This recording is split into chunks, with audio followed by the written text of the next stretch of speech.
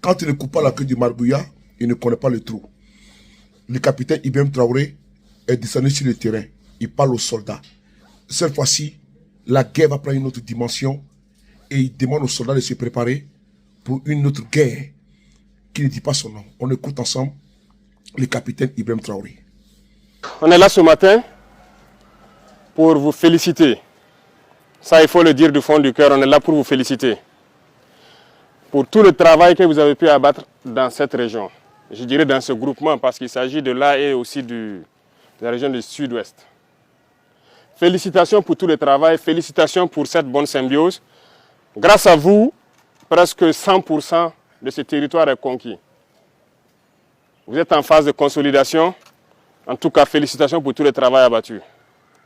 Nous avons pu suivre avec vous les opérations dernièrement, avec beaucoup d'amertume aussi, lorsque vous voyez les terroristes franchir le fleuve, se retrouver à moins de 50 mètres de vous et que vous n'avez pas la capacité d'engager, parce que vous n'avez pas l'autorisation. Ça fait partie de votre discipline de formation. Mais retenez que ceux qui ont pu échapper à votre furie, qui se sont réfugiés de l'autre côté de la frontière, se prépareront certainement, puisque c'est une base arrière. Ils vont se préparer et essayer de revenir. Alors, je souhaite que vous fassiez corps avec les VDP que vous avez installés un peu partout, avec toutes les unités en position avancée, que vous puissiez continuer à intensifier les patrouilles, de sorte que, lorsqu'il doit revenir, il n'y a qu'une seule chose qui l'attend, c'est la mort. Nous sommes à cette étape actuellement.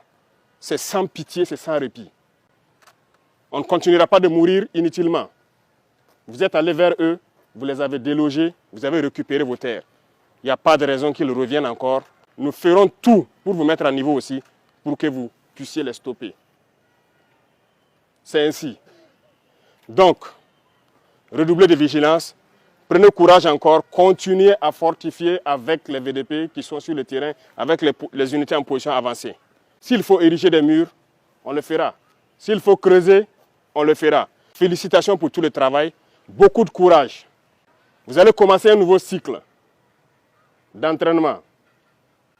La guerre de haute intensité. C'est à vous, chefs, officiers militaires, prenez ça en compte. Commencez à vous préparer pour la guerre de haute intensité. J'espère que je me fais comprendre. Ce n'est pas uniquement du terrorisme.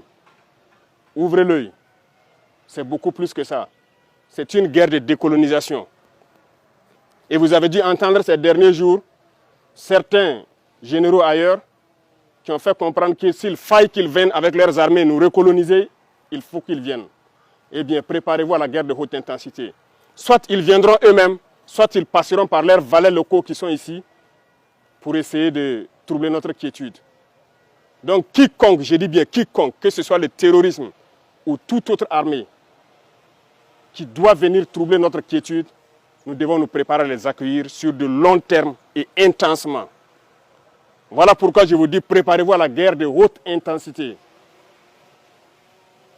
Et nous allons suivre ces entraînements-là.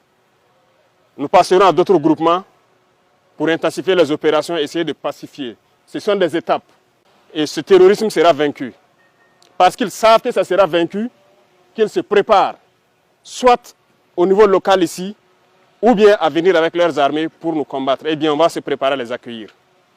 Merci beaucoup pour tout le travail. Tout ce qui pourrait être amélioré, ce qui concerne les conditions de combat d'abord, mais aussi les conditions de travail, nous ferons l'effort. Plus que jamais maintenant, vous faites un avec la population. C'est tout ce que nous recherchons, le lien armée-nation. Continuez à garder cette flamme-là d'unité avec la population civile pour qu'ils puissent vous soutenir. Parce que c'est grâce à eux que nous pouvons combattre aujourd'hui. C'est le peuple qui a compris. Si le peuple n'avait pas compris, on ne pourrait pas vous équiper comme ça. Ce n'est pas possible. Mais les gens ont compris, ils se sont engagés et nous faisons beaucoup d'efforts pour que la capacité opérationnelle ne fait que s'accroître. Donc félicitations, beaucoup de courage et bonne chance pour vos missions futures. Et merci beaucoup à tous.